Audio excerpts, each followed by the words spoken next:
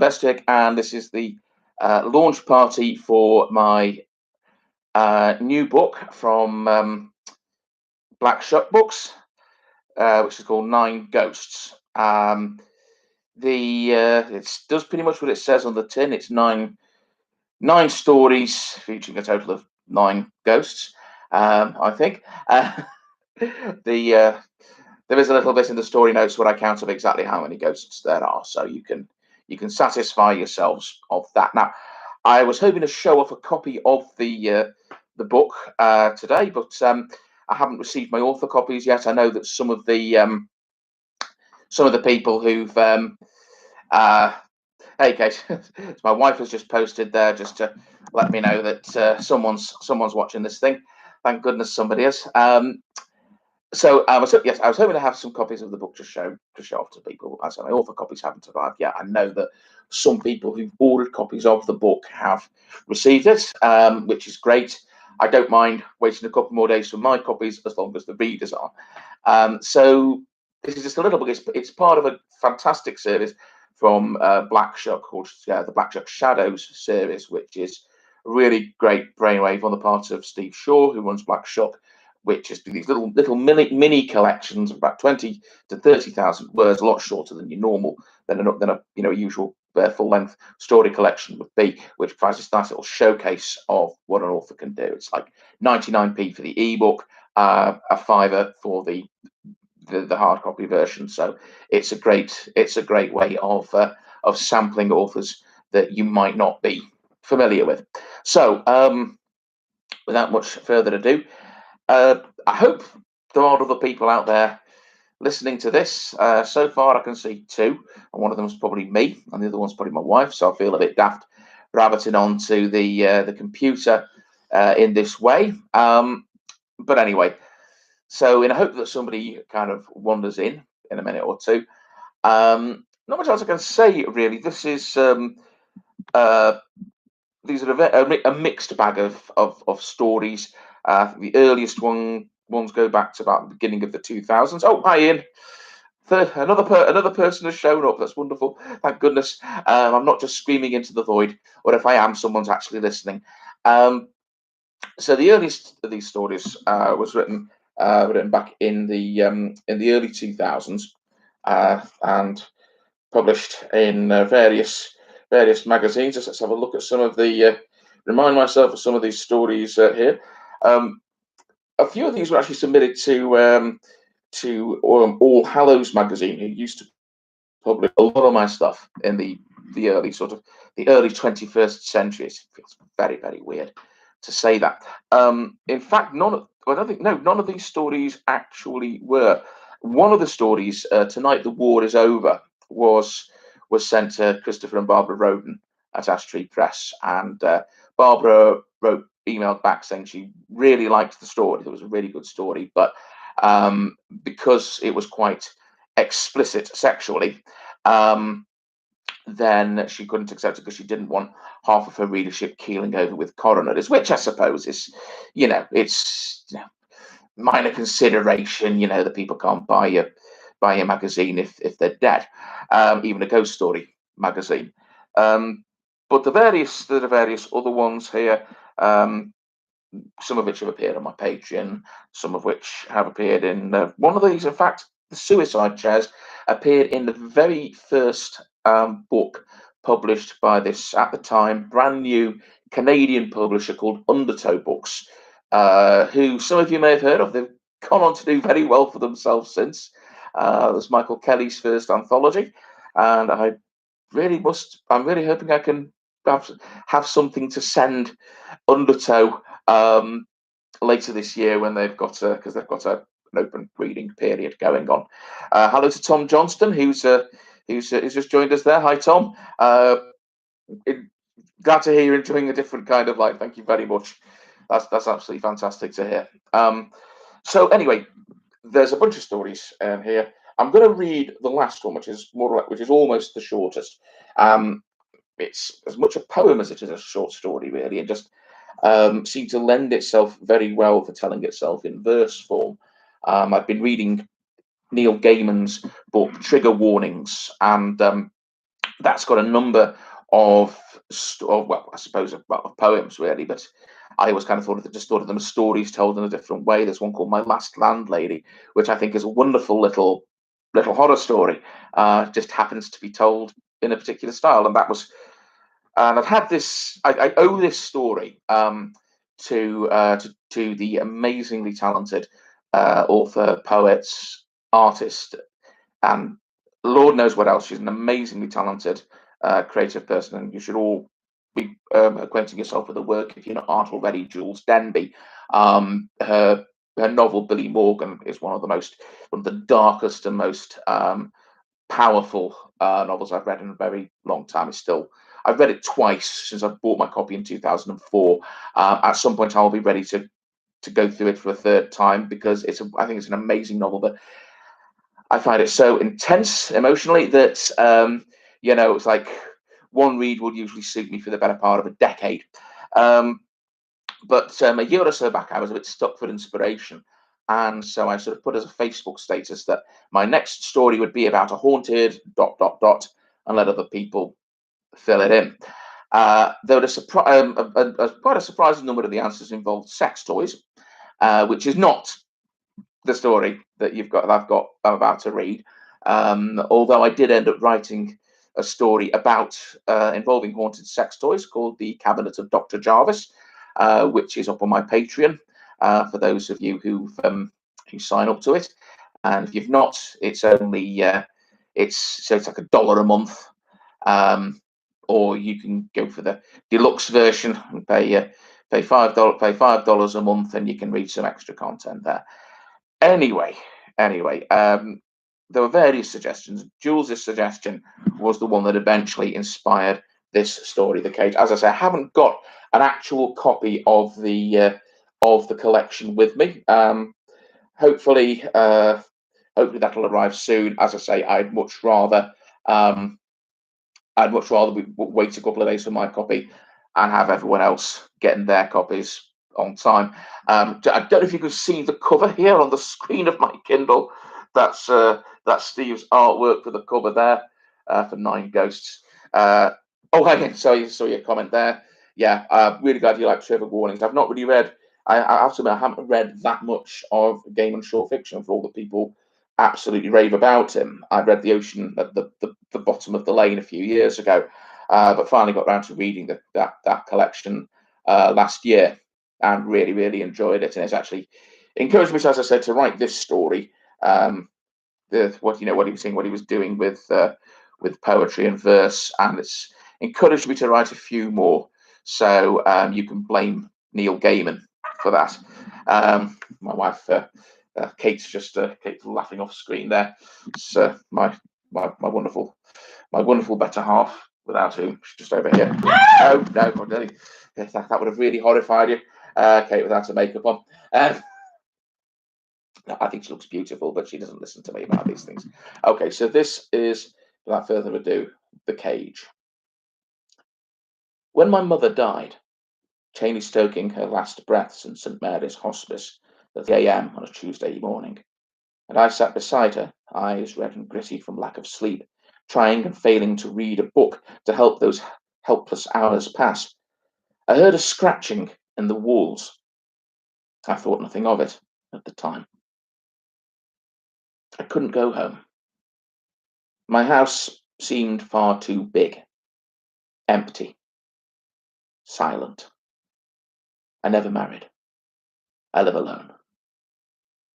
Instead, I found a quiet bar and drank more coffee for an hour or two before I rang my sister in New Zealand. Even afterwards, I couldn't somehow face my own 4 walls and bed, but went instead to what had been my childhood home, now stripped bare and on the market, though it had found no takers. Dad had gone before, 8 years before Mum had found that fatal lump upon her breast. My sister, by then, had long since emigrated to the far end of the world to start a family I'd never met. All their things were gone, sold or put in storage, but even so, I found traces of our old lives, like the notches on the wall with which Mum had marked each increase in her height. Little grains of memory of older, happier times. I found other traces too, however, odder, more perplexing ones. The first was in the chest of drawers, the only piece of furniture still remaining in the house. Dad had kept his clothes in, except for the top drawer, which he used for personal items, photographs of his parents, his old pocket knife, a compass he used to carry when walking in the hills. I opened it, hoping for some such relic I might have missed. Instead, in one far corner of the drawer, I found a coiled heap of shredded wood and paper. A nest, I thought. Rats. But somehow it didn't seem the right size. I found more of them, dotted round the house, behind the upstairs toilet, under the kitchen sink, in the garden shed, each one bigger than the last. Each had formed a perfect sphere, finally burst open from within. But there were no droppings, no sign of any continued infestation. And besides, I had more important things to do, a funeral to arrange. There were a few complications, such as delaying it until my sister could fly in on her first visit in 16 years. That and writing a decent eulogy to do my mother justice. Picking the songs, inviting her friends, ensuring the day went well and commemorated her properly. I was often tired. Grief, I suppose. I fell asleep, remembering for no reason I could understand the scuttling in the hospice walls, thinking I could hear it again each time I drifted off. It was irritating, amidst all that, to be summoned to St. Mary's when they complained of damage to my mother's room. I angrily denied all knowledge. She'd been too weak to climb out of bed, and I'd committed no acts of vandalism. It had certainly not been me who'd hollowed a cavity in the wall and built inside it a spherical nest of wood and paper, still less broken it open from within. This was bigger even than the one I'd found in the shed. Each was bigger. Each time I found myself thinking as I left, not of nests, but the cast-off skins or shells that snakes or certain insects leave behind them with each increase in size. The funeral came at last. It went as well as these things can. Later, when everyone else had gone, I drank with my sister, talked with her as I hadn't in years, the two of us having grown so far apart. We reminisced about what horrible kids we'd been, the way you can when time lets you look back on your misdeeds and excuse them by saying you knew no better. She mentioned the dogs she and her family had in New Zealand, and I expressed some envy. I've always loved dogs, but living alone and having to go out and work each day, felt it unfair to own one. You were terrible with pets anyway, she said, the kiss of death, and went on to list the childhood pets who died on me, mainly because I'd forgotten to feed or clean them out. The goldfish, the terrapin, and last of all, the guinea pigs. That pulled me up short and killed the mood. We went our separate ways not long afterward, a chill having sunk into the evening. I hadn't thought of them in years. We'd bought a pair, as you're supposed to do, company for one another. Tufts was a bundle of skittering fur. Hoagie was sleeker and the colour of the straw he slept in. They lived in a hutch on Dad's allotment and were my responsibility, having whined and pestered for them for so long. But as boys so often do, I forgot about them. Not intentional cruelty, only boredom and neglect, but no less culpable or fatal. That winter, Dad slipped on ice and broke his leg. He had to stay at home, and of course, the allotment was out of the question. So there was no one else to feed them. I remembered one cold day. I hadn't checked on Hoagie and Tufts for a full week. I ran to the allotment, but of course it was too late. I hadn't thought of it in years. We bury our guilty pasts, our shameful memories, sometimes as deep as the dead. But now it all came back.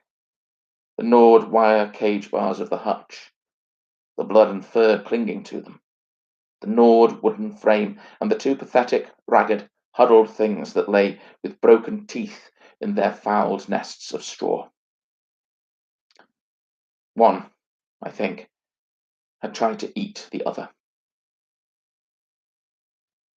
I thought of their nests when I got home, the ones they'd built themselves, and those other nests, the ones I'd found in my parents' house and in the hospice room, bigger each time, like cast-off skins. A ridiculous idea, I know. I'm sure you're laughing now. So did I, but stopped when I found the final biggest nest in my front room. And when they shuffled in, their hind legs, as tall as me or taller, gaunt and rotten, threadbare hides hanging from their bones, eyes red as clotted blood, teeth yellow, long and broken, jagged as glass. I tried to run, but they were faster. Now, in the crawl space beneath my house, there is a cage, and I scuttle back and forth inside it. There is no food. From overhead, they watch me, blood-eyed, through the bars. And now the only question is whether the hunger that finally carries me off will be my own or theirs. Anyway, that is The Cage, which is kind of atypical. There aren't any other stories quite like that in the book. Thank you, Arch. Glad you enjoyed the reading. As I say, that's the only one that's kind of done in verse form. But the other stories there are a mixed bag of varying lengths, so you can acquaint yourselves with them as you wish. Thank you very much. I'm glad that people have enjoyed the reading. So really, as I say, I was going to make this a live reading and Q&A. So I don't know if anyone has any questions they want to ask or anything like that. But feel free to post them in the comments because I'll be able to see them as they come up. In the meantime, we're gonna do a giveaway. We're gonna give away 2 free copies of 9 Ghosts. And basically for the first one, all you have to do is just name what the 3rd story in the collection is. That's all you have to do. Obviously, if you don't have a copy of the collection, that can be a problem. But all you need to do there is go to Blackshock's website. If you go to the page which lists Blackshock Shadows, if you go to the one for 9 Ghosts, it will give you the table of contents and it'll give you the running order there. So just first person to tell me what the 3rd story is will get a free copy. Okay. So, so in the meantime, I'm really Blackshock have been absolutely fantastic. To me in the last few months, they've brought out this is the third book of mine they've brought out since October. First one being Rothsteyer, and then even only last month there was A Different Kind of Light. And thank you, Tom. And I see Tom Johnston said is reading that at the moment. I'm really glad you're enjoying it. And right, so yes, in the meantime, it's going to be a little more conventional in shape. Let me just pick one for you. Oh, You've got an answer. Oh, got an answer. Let's just see. Oh, truth and consequences. Yes, well done, Tom. I'll get us. So that's a. I think I have your address somewhere, but if someone not, came in just behind. oh, and there's Ian Dodd with truth and consequences right behind you. Sorry, Ian, but there'll be another opportunity a bit later on, as soon as I can figure out what the question's going to be. So can anyone else tell? I'm just winging this shit as I go along.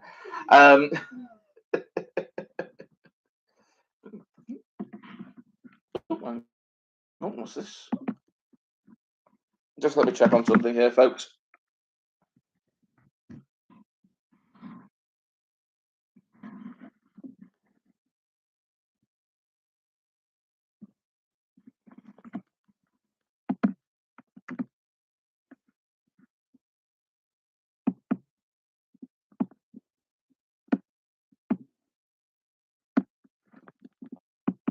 I was just checking there, just in case the listing on the website was different from the actual table of contents. No, it's the third story in the collection is Truth and Consequences. Sorry, Nance. As White as Bone is the first story. Oh, Arch, thank you. Good. Glad to see I'm fooling everyone by making this all seem completely scripted and pre-planned. It's always good to hear. Okay, so I'm going to start in on another story called Dab and Soul. And this one's got a little bit of a story behind it, so that's probably a good way to get in. There's an author's note before it which goes through this, but I'll temporize here. Basically, back in 2010, a very old friend of mine got married, and rather than go for the conventional sort of stag night of we weren't the sort of the type to we weren't really the types to go out and want to get lashed in sort of overpriced bars in the middle of Manchester. What we had used to do back in the 90s is we used to go for camping weekends. We usually out to Wales, some couple of times to Crickeath, but mainly to Shell Island, which is just along the coast in Gwynedd, from where my father grew up in Barmouth. And most of the island is mostly cut off from the mainland. There's like a causeway that connects it, so it depends what the tide's like. But most of it's given over to camping. But it used to be an RAF base there. For those of you who've read Guy Smith's Night of the Crabs, may well recognise it. They used to fly these little remote controlled little unmanned aircraft called Jindovics out of them, and you had the airbase kind of part of the island was given over to that. Anyway, we went. What happened was, for this guy's sort of stag weekend, he and I and three others all went out to Shell Island to go camping, and we just we drank alcohol and we smoked things, and I decided that as a sort of special wedding present for him, I would write him a ghost story. And so I sort of scribbled away in my tent through the day, and decided to sort of set it in the immediate area surrounding us. So where we were, there was the campfire, and then directly ahead of me there was this great big sand dune. And so you should really try and have that in your imagination. So try and imagine that setting. What I will say is that one of the guys who was along with us, a guy called Aki, great bloke, but rather terrifying. He came from a very rough estate, and he was involved in various dodgy things in his time, and he was not someone you wanted to mess with. He was quite good, but probably very glad to have him on my side if things went, if nasty things were happening. But he was not someone you would want to mess with. He could be a very, he could frighten a police horse, basically. And I basically managed to scare the living shit out of him with this. So I count that a job well done. So sadly, we can't be sitting around together around a campfire in North Wales on a lovely warm summer night, which is what we were doing when this story was read out for the first time. I really wish we could do that.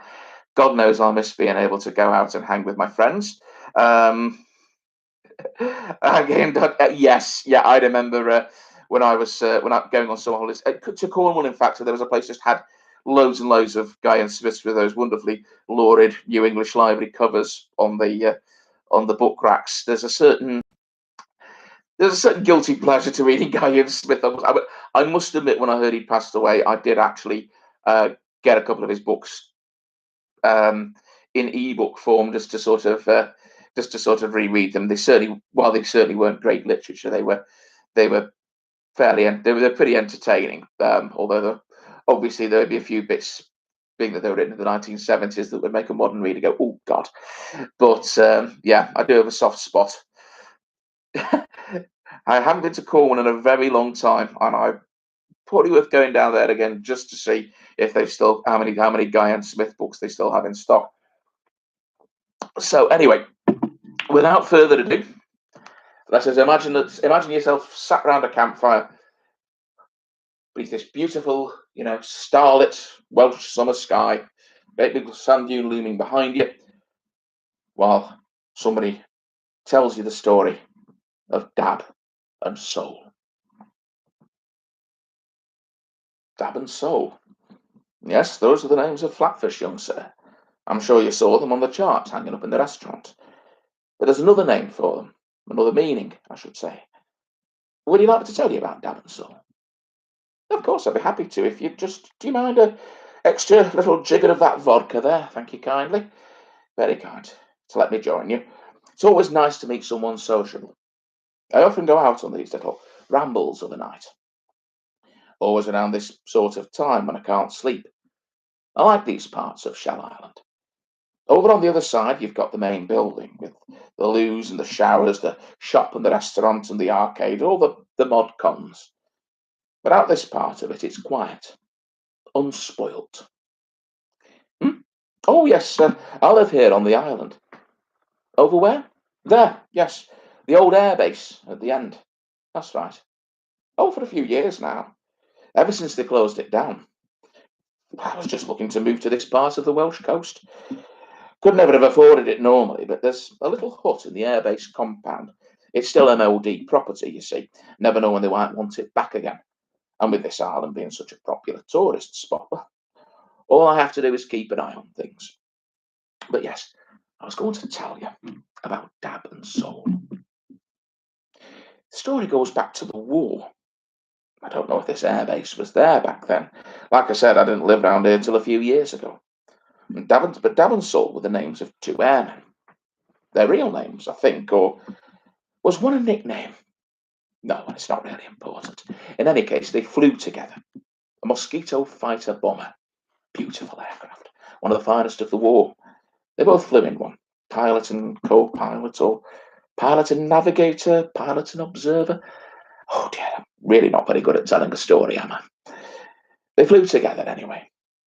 And they were held to be a lucky pair. They always came back, and they had a reputation for being bulletproof. Other pilots were always glad to fly with them because Dab and Soul led a charmed life. Oddly enough, though, none of the other pilots in their squadron wanted to spend much time with the two of them once they were on the ground. They had a reputation. They weren't well liked, kept to themselves, very surly to anyone else, anyone who wasn't in the part of their little squadron of two, as folk called them. Oh, no. At least I don't think that they were that way. More, there was something dark about them both. Like they both shared some knowledge so terrible, it bound them both forever and shut everyone else out, whether or not they wanted it that way. They said, well, it all started with the chaplain. They didn't attend his services, which was most unusual, and he claimed to have found, well, no one's quite sure what he was supposed to have found. It came to a bad end not long after that chaplain. Nasty accident, apparently. But the word got around the squadron right enough, partly based on what he'd said, that the two flyers were devil worshippers, sold their souls to Satan in return for never getting shot down. And sooner or later, the devil would want his due. Oh, don't be surprised. Flyers back then were a superstitious bunch. Hard not to be. Not only were you trusting an overgrown kite with an engine to get up in the air and stay there, you were taking on the Luftwaffe night after night. Everything was in the lap of chance, or whichever god or gods you cared to pray to. Anyway, one night, Davin Soul's famous luck ran out. No one's quite sure how, as there was nothing wrong with the plane when it was recovered. But the Mosquito wandered wildly off course one night, and then the engines started to malfunction.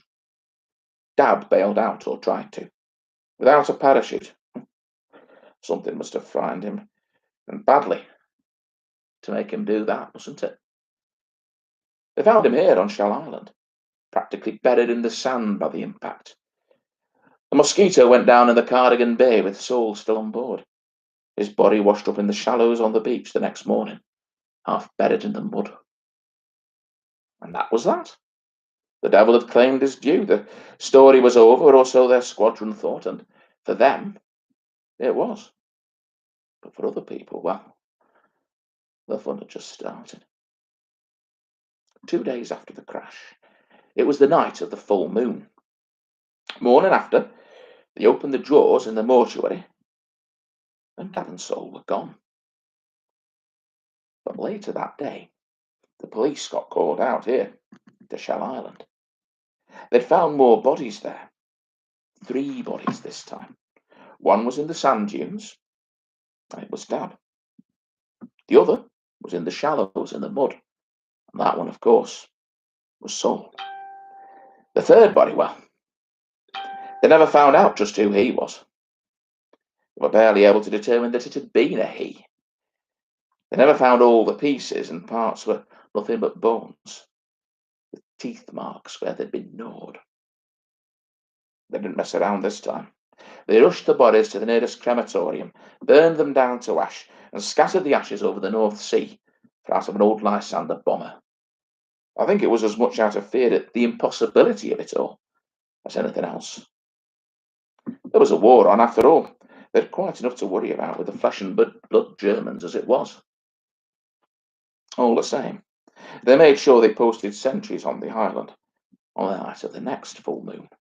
While the MOD and RAF brass might not set much store by the supernatural, they knew Hitler did.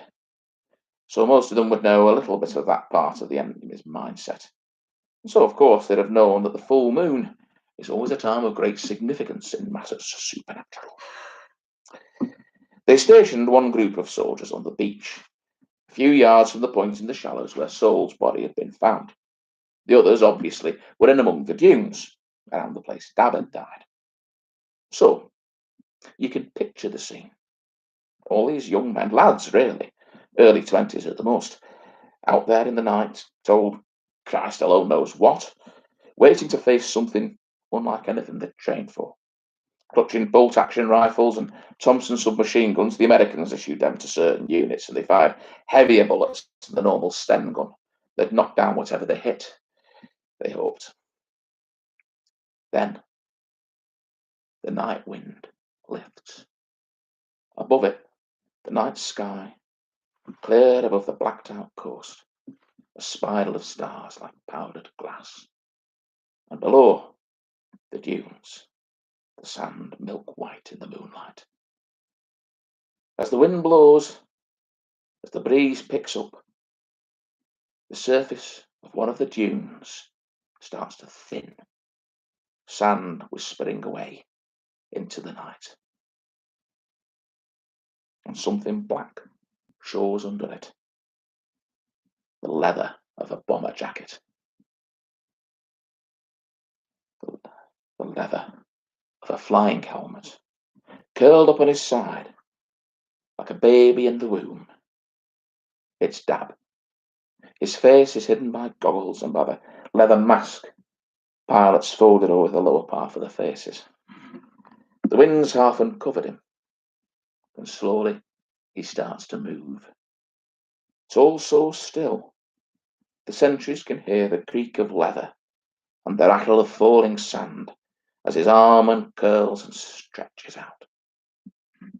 Someone lets out a little whimper as he sits up, pulling free of the sand. And then he turns his head, does Dad, and stares at them, the moonlight glinting off the flat black lenses of his eyes. Somebody calls halt as he starts clambering to his feet. But of course he takes no notice. The next sound is the clack of rifle bolts pulled back. On the shore, they look out to sea. Silt clouds the shallow's water as something moves. It breaches the surface, water streaming from its black helmet and jacket, and stands up. Soul has come back too. Back in the dunes, Dab takes his first step forward, and as soon as he does, rifles crack and Tommy guns stutter out short jagged bursts. Dab is stopped in his tracks for a moment, but that's all. He just seems to briefly hesitate, nothing more. And then he comes forward. From the beach, they hear more shots as Soul wades just as relentlessly to shore. Dab's head swings this way and that. Flat-lensed eyes studying the shoulders, soldiers even. Finally, he fixes on one in particular, the youngest, and strides towards him. Guns go off and the men fall back, but Dab doesn't even break step. The boy he's aiming for breaks at the last moment and turns to run, but Dab lunges for him and brings him down, and then, well, you can guess. It's an ugly business. On the shore, when Soul gets hold of another of the men, someone at least thinks to shoot the poor sod and put him out of his misery. Only Soul isn't like that. He leaves his victim half-eaten and throws himself on someone else. They only like live prey, it seems. Anyway, at last it's over. When it's done, Soul walks out into the sea and disappears under the water. And Dab lies back down in the little hollow in the dunes. The night wind blows again. Sand hisses through the marram grass, and in a minute or two it's piled up all over him and covered him up. It could all have been a horrible dream, except that there are all these empty bullet casings lying in the sand, and all these gnawed bloody bones. So, they keep an eye on things. And when the base closed, that's when they recruited me. There's no getting rid of some things, you see. All you can try and do is accommodate them. Give them what they want. Once a month. Every full moon. Like tonight. What? Now stay calm. Who's that over there watching us? Why, that's Dab. You can tell because his flying suit's all dry. Up here, yes, on top of the dune, looking down on us. That's Soul. And here they come. Anyway, I'll be off now if you don't mind. My job's done. Same job as it is every month. Have a little ramble round the island and find the ones who won't be missed. I'll be back in the morning for your tents and your car. Cover up the traces. Close your eyes. It'll be over soon. I just wish I could say it won't hurt a bit. And that's Dab and Soul, another cheery little tale, which for some reason I ended up delivering in a Yorkshire accent. I'm not quite sure why that was. Left my throat very dry. Apologies to Kate for the gun references, because I know they bore the crap out of her. Anything involving shooty bang sticks has that effect. So thank you for the people who still thank you for the people who are still there. Okay, so now I need to come up with a competition for the other free copy of Hope They Didn't Swap It for a Toast. No, they didn't. But I bloody Adam. So now it's time to do a competition for the other free copy of Nine Ghosts, and I need to think of something to do that. I can tell you're not a vegetarian there, Ian. It's made, if that story made you peckish. So, all right. First correct answer to this question will we'll get another free copy of Nine Ghosts. In what country is Shell Island? First correct answer gets you a free copy.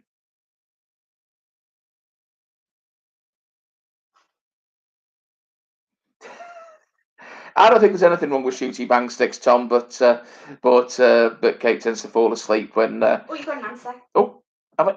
Wales.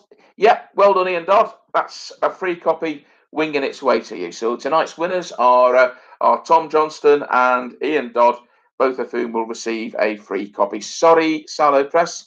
I'm assuming that's either Andrew Hook or Sophie Essex, or possibly both of you. Ian was just a split second ahead of you. Better luck next time I'm doing a giveaway. So I will arrange free copies of those to you, Ian. If we're friends, are we friends on Facebook? If so, can you just PM me your postal address, and I will get I'll make sure a copy gets in the post to you. I say, Charles. Oh well, thank you, Andrew and Sophie. Thank you very much for joining us. Right then. Oh, I'm so sorry. I'm so sorry, but I've got sad face. They're trying to emotionally blackmail me into giving up, providing a third free copy. Ain't happening. Ain't happening. Some of us have to eat. I'll depend on the royalty payments here. Okay, so that's the giveaways done. Okay. Oh, thank you. It's really nice to be in contact with people I see, some people I know in the comments there. I'm very much looking forward to when we can have conventions again and actually get to meet in real life. It can't come soon enough. Okay, so that really kind of takes us into the question and answer part of the evening, assuming anyone's actually got any questions. If not,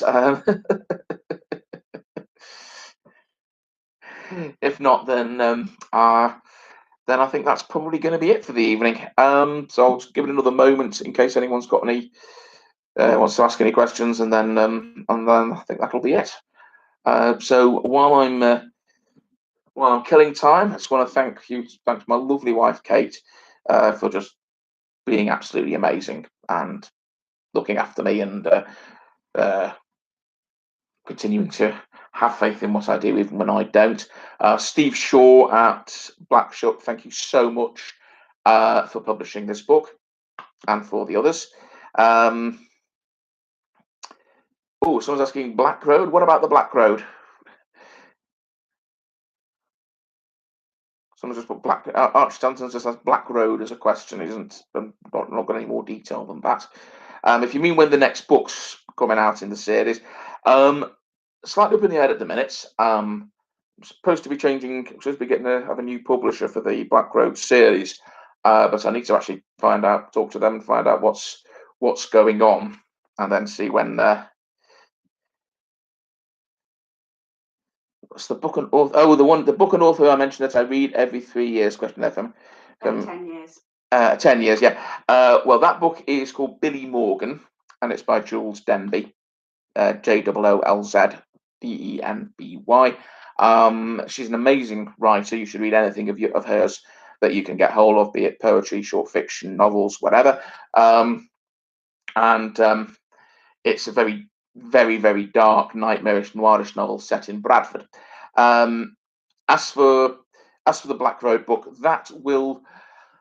there was originally a plan to start bringing out the Black Road, start republishing the Black Road books from the end of last year. That seems to be a bit up in the air, and I need to talk to the prospective new publisher to find out exactly what's happening there. Which, with the original plan, the final novel in the Black Road sequence would be out around the end of the year. That obviously may be that's probably going to change now. It's not fully written yet. It is more or less fully planned out. Once I know exactly when it all needs to be done, then I will get it written and complete that and complete the quartet, which will be a it's weird to think that actually the first book was published in about 5 years ago, in early December 2015. I started actually writing the first Black Road book in 2010, so just over 10 years ago. It got derailed slightly by a death in the family when I was about a third of the way through, and I didn't start. I didn't get around to finishing it off until sort of 2012. Yeah, so it's been the original seed of the idea of the Black Road books goes back to like 1993 or something like that. Although it's changed a hell of a lot over the intervening time. It's gone through various mutations. It was going to be a film script. It was going to be a novel. It was going to be a radio drama series, and then became a novel again, or rather, it became a series of 4 novels. So it's gone through an awful lot of changes. A lot of the characters have changed massively since the original point of conception. Some completely new characters have appeared in it, but it's been good. It's been a good thing. It's been good to write, and I'm half looking forward to and half scared of going back to it, because obviously this final book is going to be the one that has to tie all the loose ends up and kind of pay off on everything that's been sort of seeded over the first 3 books. It's kind of got to live up to all the build up. So as always, there's the fear of can you stick the landing? But I think we'll find out. And as I say, I hope to have some more definite news on the conclusion of the Black Road sooner rather than later. So watch this space, YouTube channel or my blog, and there will be news. All right. Okay. Any more questions?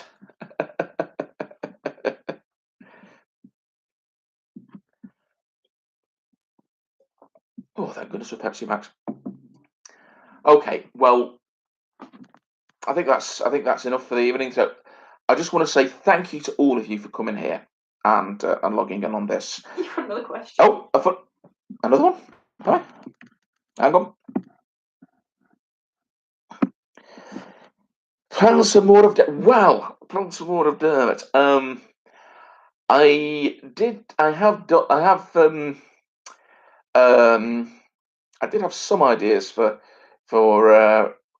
something, for bringing him back in some way, shape, or form. But if there is a character who appears in The Faceless, and in the he's referred to in The Faceless, and he appears in Let's Drink to the Dead, which is the little mini collection that goes with The Faceless, called The Shrike.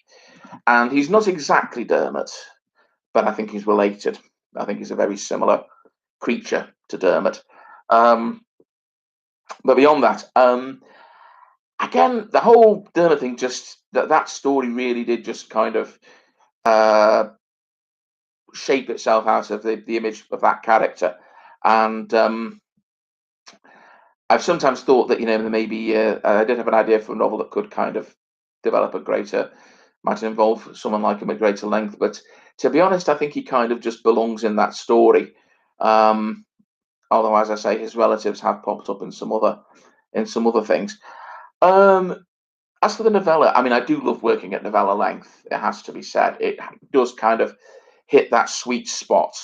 So just in response to the latest question, which is if the novella is my favourite form. I enjoy working in the short fiction novella novel. All of them have got their plus points and limitations, but I mean, there is a lot to be said for the novella, because you can just, there is that thing where every word counts just as it would in a short story. But at the same time, you've got more room to kind of play around. You've got more room to explore the themes and the ideas of the story. Favorite form, quite possibly. although I do enjoy writing novels. I do enjoy the kind of just having that huge kind of playground to wander around and explore. I won't really want to give up any of them really, but yeah, possibly the novella. The novella might be my favourite. Okay, well, thank you to everybody for giving up your Friday night to listen to a fat man waffle on and read his stuff to you. It is hugely appreciated. It's very kind of you all. I hope those of you who all bought a copy will greatly enjoy it. And the rest, the ones of you who couldn't be bothered to buy a copy can fuck off. No, I'm kidding. Thank you to everyone who's bought a copy, and to our winners, Tom Johnston and Ian Dodd. Copies will be on their way to you. Ian, as I say, if are we friends on Facebook? If not, or on Twitter, DM again, direct message me on either of those channels with your address, and I'll make sure you get your copy. All right. Thank you all for coming. Have a fantastic weekend, and I hope to see you all soon in person at a future con. Take care, guys. Bye bye. He's just sent a friend request.